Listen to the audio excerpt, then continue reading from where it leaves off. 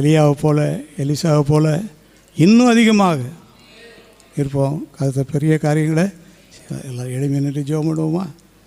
எல்லோரும் எளிமை நின்று ஜெபம் பண்ணுவோம். அப்படி எளிமை ஜெபம் பண்ணும்போது அந்த ஸ்தோத்திரம் படன்னு பொறுக்கி வரணும். அமைதியிலே இருக்கக்கூடாது. நம்ம ஊழியத்தில் அமைதியே இருக்கக்கூடாது.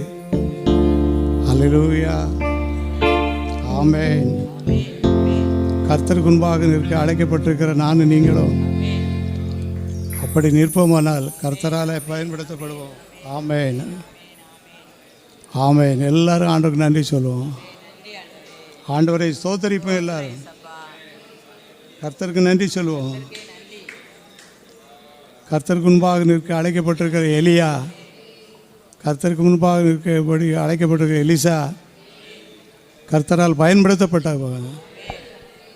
எந்த சூழ்நிலை இருந்தாலும் கர்த்தருடைய சமூகத்திற்கு விலகாமல் இருப்போம். கர்த்தர் நம்மை நடத்துவார். கர்த்தர் நம்மோடு கூட இருப்பார்.